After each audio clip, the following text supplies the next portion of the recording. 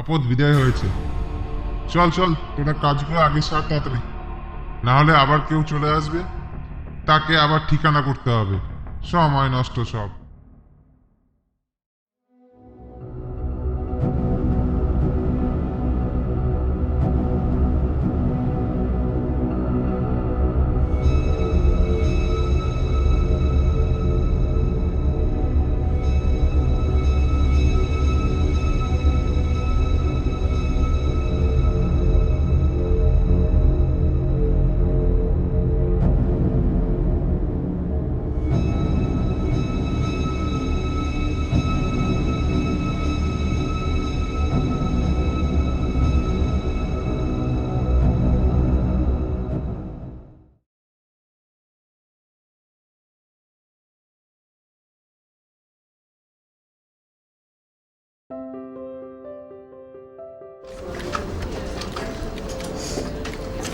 আজকের মিটিংটা খুব ইম্পর্ট্যান্ট।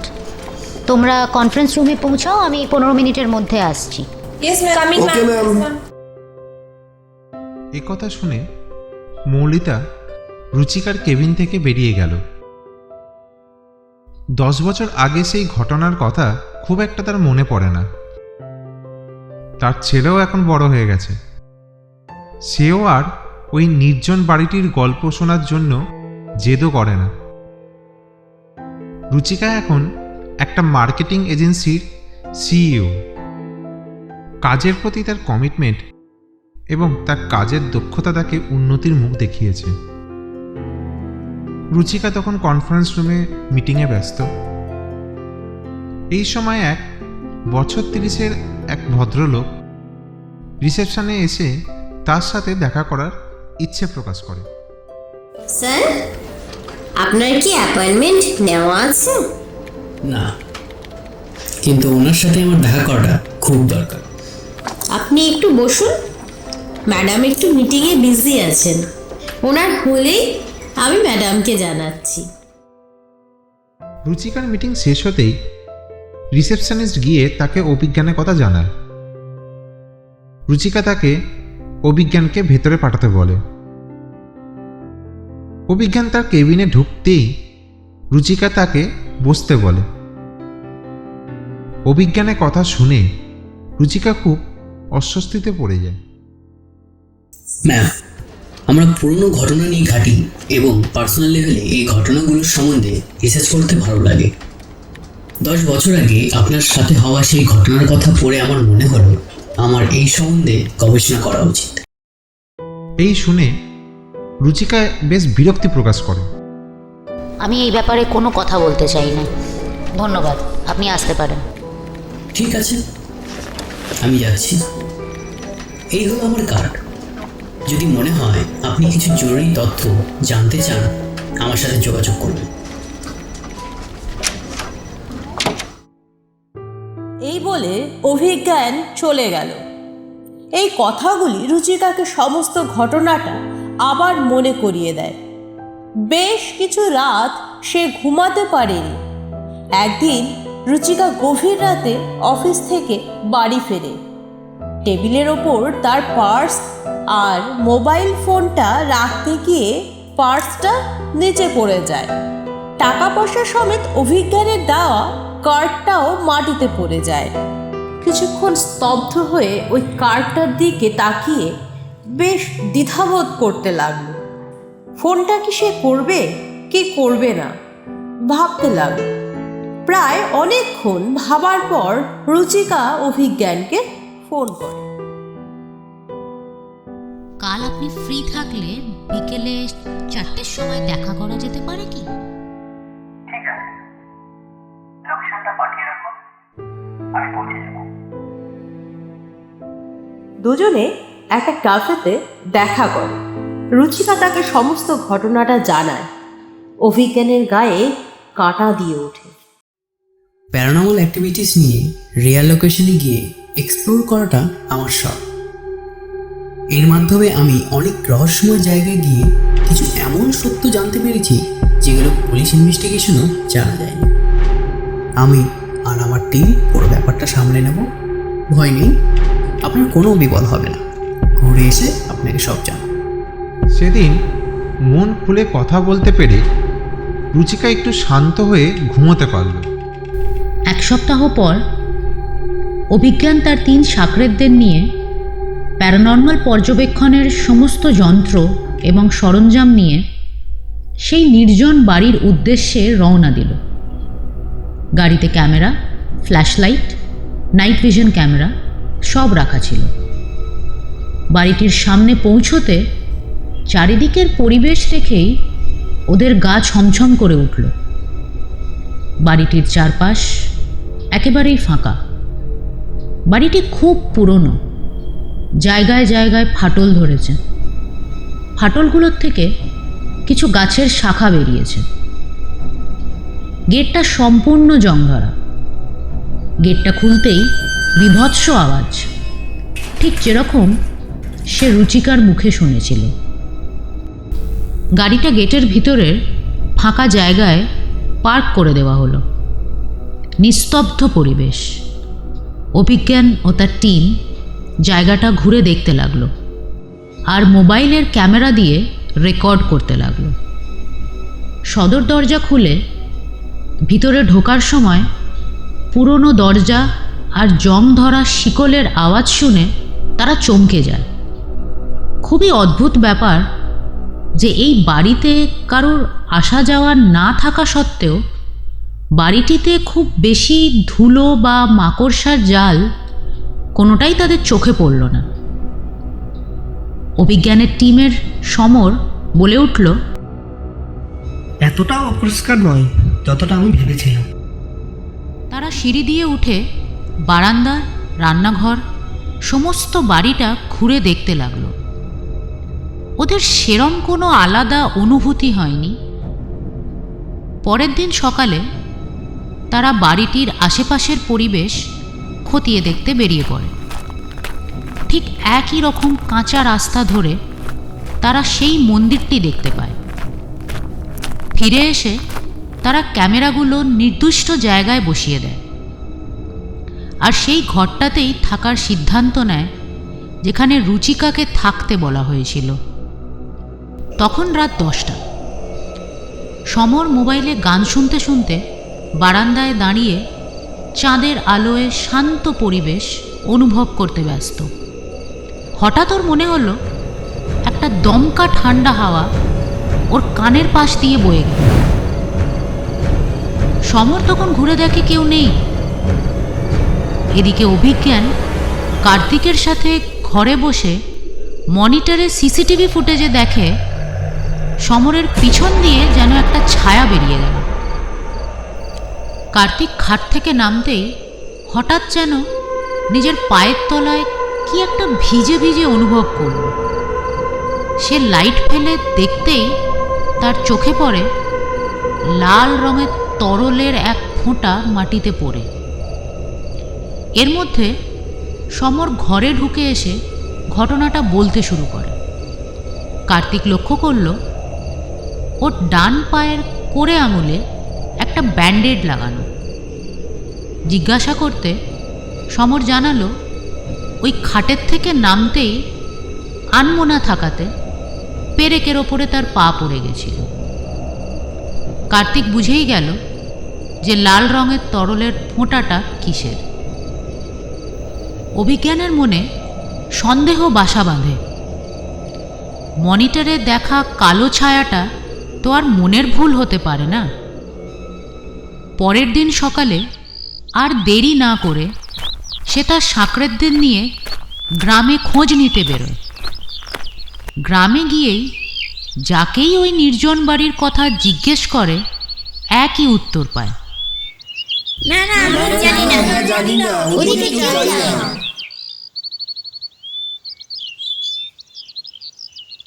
একজন বৃদ্ধ ওদের সঠিক কথাটা জানান। শুনেছি ওই বাড়িতে কোনো এক ভয়ানক আত্মা আছে। ওখানে একবার ঢুকলে কেউ আর বেঁচে ফেরে না। কয়েক মাস আগে একটা লোক ওই দিক দিয়ে রাত্রে সাইকেল চালিয়ে গ্রামে ফিরছে। তার উপর ওই আত্মার হঠাৎ আক্রমণ করে। এই গ্রামে যারাই ওই দিক দিয়ে গেছে তারাই ভয়াবহ অনুভূতির শিকার হতে হয়েছে। তাই এই গ্রামের লোকেরা ওই আত্মার নাম দিয়েছে রক্ত পিশাচী।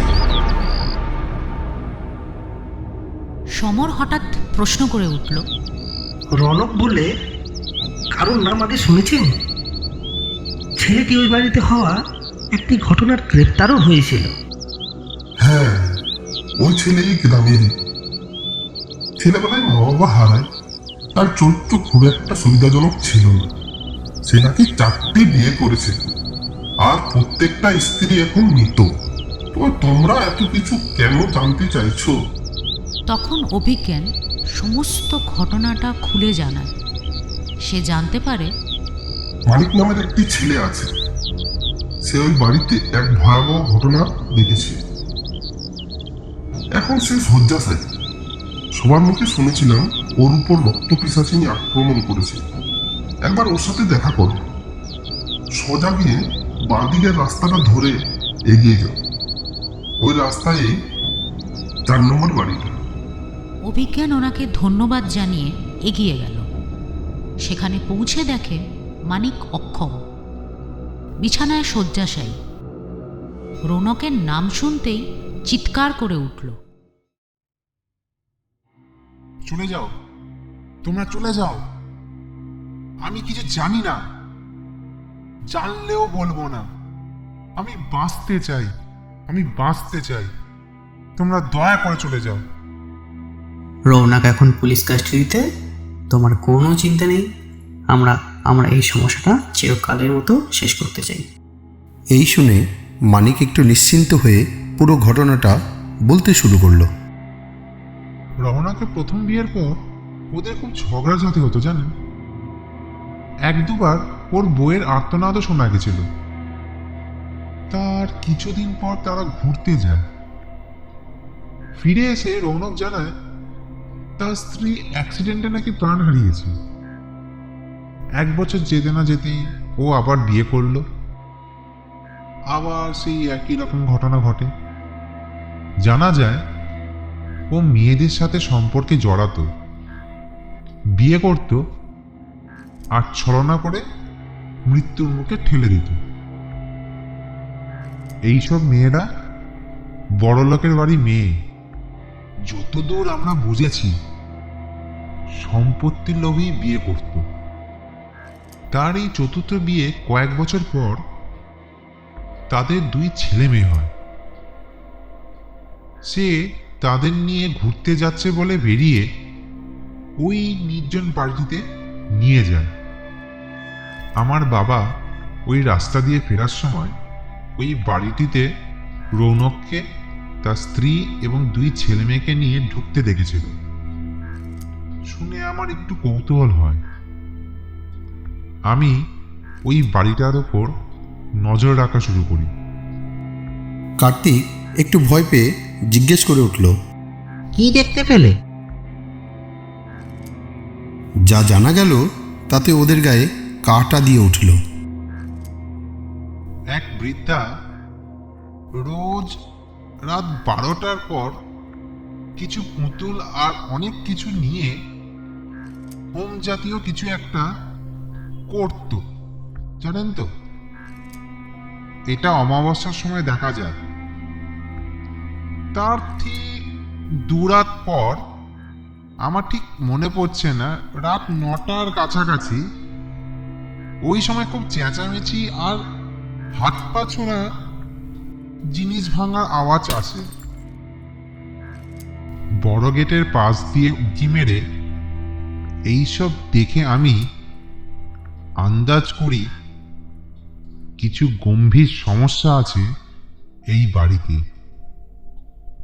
কিছুক্ষণ পর একটা জোরে চিৎকার শুনি।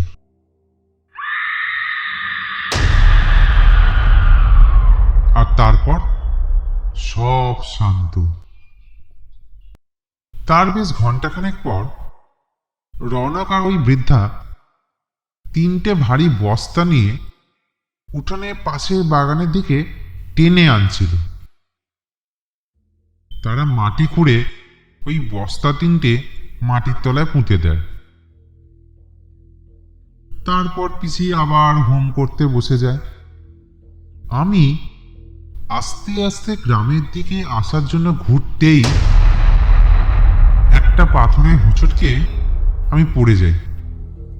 রৌনক এটা দেখতে পেয়ে তারপর তারপর তারপর তারপর কি হয়েছিল মানিক? আগে আগে মানে হ্যাঁ মানে কি হয়েছিল কি হয়েছিল মানিক, জলটা খাও আর ঠিক করে মনে করে বলো যে তারপর এমন কি হয়েছিল যে ভয় পাচ্ছ। আমরা তো আছি এখানে, ভয় পাচ্ছ কেন? কি হয়েছিল এক্স্যাক্টলি তোমার সাথে ওই বাড়িটিতে বলো। আমরা তোমার কোনো ক্ষতি হতে দেব না, তোমায় কথা দিচ্ছি। তুমি নির্ভয়ে আমাদের সব খুলে বলতে পারো। সে আমায় মারধর করে। আমি তখন যন্ত্রণায় ছটপট করতে থাকি আর আমি আমার প্রাণের ভিক্ষা চাইতে থাকি। আমার পা ওরা মেরে ভেঙে দেয়। হঠাৎ কেউ একজন একটা ভারী কিছু দিয়ে আমার মাথায় জোরে আঘাত করে আর আমি জ্ঞান হারাই। কিছুক্ষণ পর যখন অল্প জ্ঞান আসে, আবছা দেখে যা বুঝলাম, আমায় ওরা ছাদের কোণায় নিয়ে গিয়েছিল। যতদূর মনে পড়ছে ৩-৪ জন চাকর আর রৌনক আর ওই বয়স্ক মহিলা ছাদে ছিল। তাদের মধ্যে কেউ একজন আমায় ধাক্কা দেয় আর আমি ছাদ থেকে নিচে পড়ে যাই। পড়ে যাওয়ার পর আমি আচ্ছন্ন অবস্থায় দেখি আর একটু শুনতে পেলাম রৌনক বলে উঠল, আপদ বিদায় হয়েছে, চল চল তোরা কাজগুলো আগে সার তাড়াতাড়ি, না হলে আবার কেউ চলে আসবে, তাকে আবার ঠিকানা করতে হবে, সময় নষ্ট সব। কিছুদিন পর যখন আমার জ্ঞান ফিরে, আমি দেখি আমি হাসপাতালে ভর্তি। কে আমায় উদ্ধার করে ওখান থেকে আমায় নিয়ে হাসপাতালে ভর্তি করলো আমি ঠিক জানি না। ডাক্তারবাবু জানালো কোমরে লাগা চোটের জন্য আমার শরীরের কোমরের নিচের অংশ অক্ষম হয়ে গেছে, আর কোনোদিন আমি হাঁটতে পারলাম না। তুমি কি চাও না এই রহস্য, এই এখন যে ভৌতিক কাণ্ডগুলো ঘটছে সেগুলো থামুক? অবশ্যই। আমার এই ফোন নাম্বারটা নিয়ে রাখুন। আর বলছি কি, শুনুন না, আমি আরেকটা সাহায্য করতে পারি। একজন সাধু বাবা এই গ্রামে আছেন, ওনার সাথে দেখা করুন। উনি এর নিষ্পত্তির উপায় বলতে পারবেন। খুবই পারদর্শী উনি এইসব কাজে। মানিকের থেকে তারা এক সাধুর সন্ধান পায় যে এই প্যারানর্মাল ব্যাপারে ওঝার কাজ করে। গ্রামে সে বেশ প্রসিদ্ধ। তাকে সব ঘটনা জানানোর পর সে বলে, এই পথ এত সহজ নয় রে ছেলে। এত বছর এত প্রাণ নেওয়ার পর ওই পিশাচিনী আরো শক্তিশালী হয়ে উঠেছে। তোদের গলায় এই যে সমস্ত ধরনের চিহ্ন দেওয়া লকেটটা হয়তো তার হাত থেকে তোদের বাঁচিয়ে নিয়েছে। আমি এই ব্যাপারটা নিজে খতিয়ে দেখেছি। একমাত্র পূর্ণিমার রাত্রে ওর শক্তি কম থাকে। ওই পিশাচিনী আসলে রণকের সেই চতুর্থ স্ত্রী, যাকে ওই বাড়িতেই শেষ নিঃশ্বাস নিতে হয়। এই ব্যাপারে যে আমি কোনো কাজ করিনি তা নয়, খতিয়ে দেখে যা বুঝলাম, ওই পিশাচিনীকে তার খুব কাছের কোনো জিনিস দিয়ে আকৃষ্ট করতে হবে, যে জিনিসের সাথে ও অন্তর দিয়ে জড়িত। অনেক ভেবে সাধু বললেন, কি হতে পারে, কি হতে পারে যেটা অন্তরের সাথে যুক্ত হতে পারে। ও হ্যাঁ, এটাই তো যুক্ত থাকে। এতদিন এটা বুঝতেই পারিনি আমি। বাবা, কোন জিনিসের কথা আপনি বলতে চাইছেন? আমাদের বলুন, কি জিনিস সেটা? যদি কোনো ভোগ লাগে তাহলে বলুন, আমরা সকলে জোগাড় করে নেব। কোনো ভোগ নয় রে, ভোগ নয়। এই জিনিস আমাদের শরীরের সাথে যুক্ত রে, আমাদের আত্মার সাথেও যুক্ত। কঙ্কাল, ওর কঙ্কাল। মানে? কোনো রকম ভাবে ওদের কঙ্কালগুলোকে খুঁজে ওই একই জায়গায় দাহ করলেই এই সমস্যার সমাধান হবে, যাকে বলে শেষকৃত্য। অভিজ্ঞান বেরিয়ে এসে সমর আর কার্তিকের সাথে আলোচনা করে।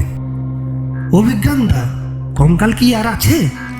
10 বছরেরও আগের ঘটনা।